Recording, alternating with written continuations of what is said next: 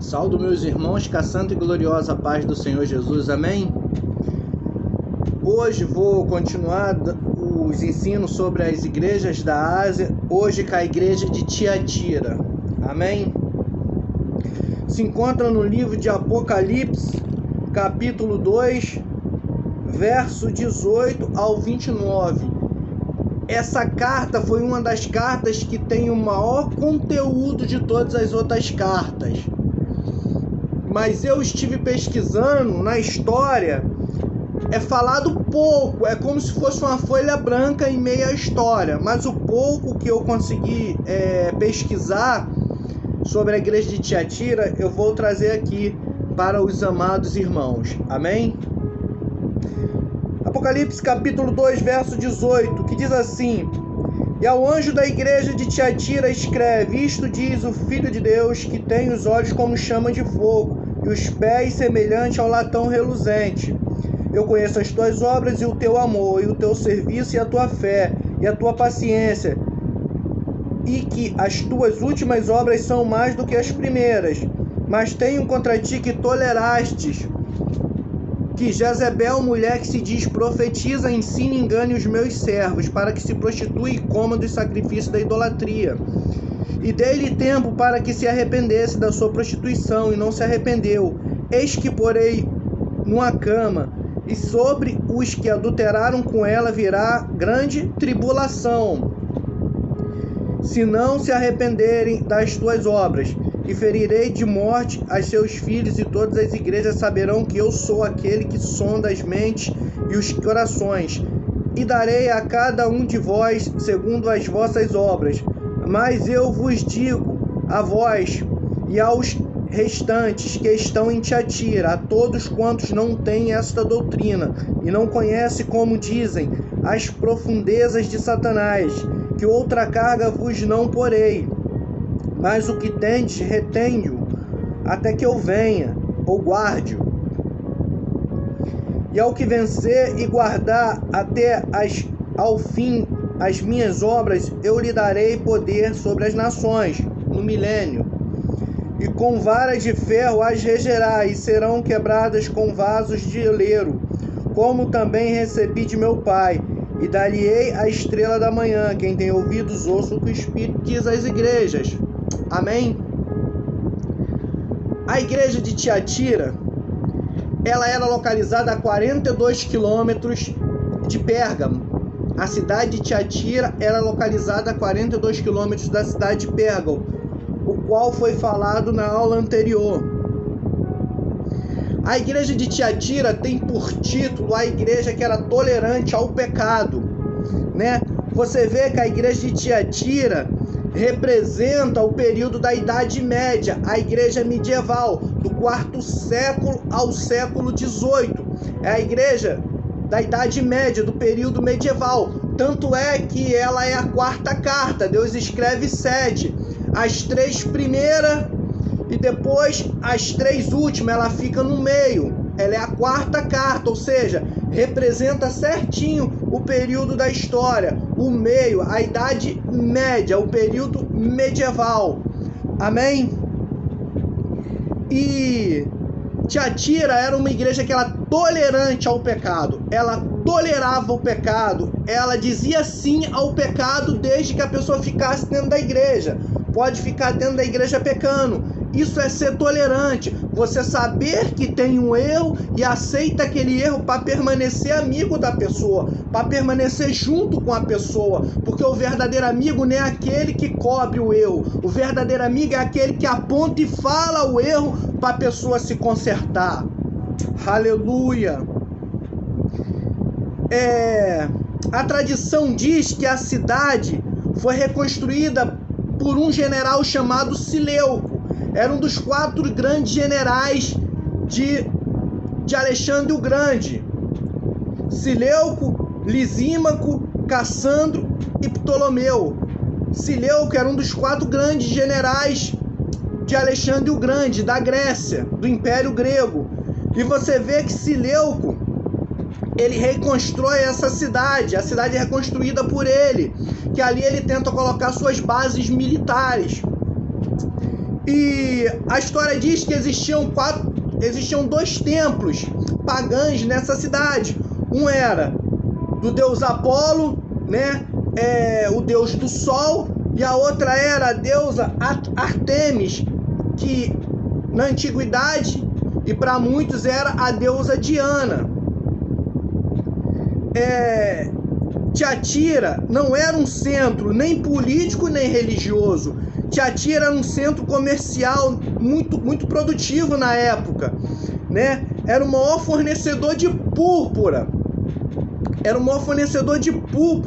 Em Atos capítulo 16, versos 14, Paulo vai encontrar com uma jovem chamada Diana, uma moça chamada Diana, a qual em Atos 16, 14 vai falar que ela era fornecedora de púrpuras.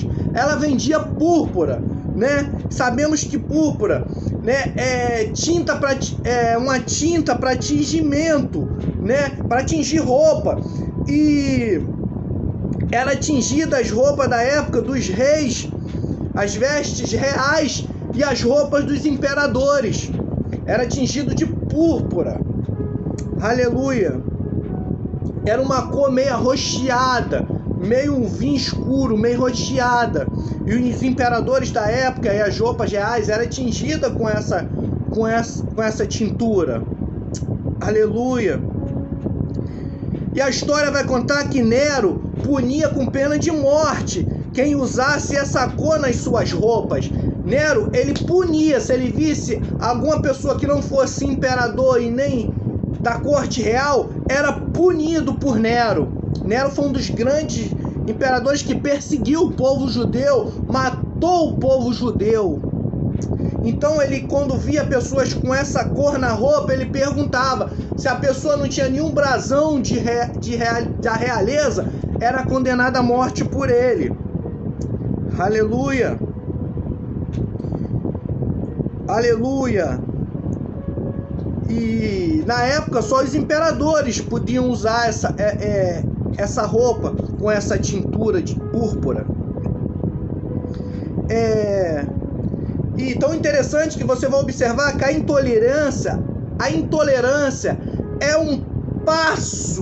é um pequeno passo para o ecumenismo. Se entra a intolerância na igreja, você aceita, é um passo para entrar o ecumenismo, é um passo para entrar a idolatria, é um passo para entrar as heresias. Então não aceite, não tolere o pecado, não tolere as heresias. Aleluia. Na época, o imperador romano vai nomear Bonifácio III, que era um papa da época. Bonifácio III foi estabelecido bispo universal na época. Ele foi estabelecido bispo universal pelo imperador de Roma. E ele, a partir de agora, a Igreja Católica Romana começa a tomar decisões. Junto com o Estado, ela começa a tomar decisões. Começa a organizar leis, a decretar decretos. Decreto dominical, começa a decretar decretos. E esses decretos têm que ser cumpridos. Começa a perseguir cristãos, começa a perseguir pessoas até de outras religiões, de outra etnia. Aleluia. Mas os maiores perseguidos da Igreja Católica na época foram os cristãos. Porque se um católico, um bispo chegasse na sua casa com os soldados e não visse nenhuma imagem, você era punido. Geralmente os cristãos não têm imagem em casa, mas os cristãos do século 21 têm rosa ungida, tem vassoura ungida, tem lenço ungido, tem uma méria de coisas na sua casa, de simbolismo. Simbolismo não é cristão, aprenda isso, igreja. Oh, aleluia! Oh, lavaxene me andarabás. Presta atenção, igreja. Simbolismo não é cristão, não é coisa de cristão. Não se apegue à indulgência. Indulgência começou aqui, com esse bispo Bonifácio III, o qual se auto-intitulou Vigário de Cristo. Você sabe o que significa Vigário de Cristo? Substituto! Ele se auto-intitula substituto. Agora segura isso aqui. Nessa época a igreja de Tiatira sofria uma grande tolerância, ou seja, não sofria, aceitava uma grande tolerância com Jezebel. Jezebel que se dizia profetisa.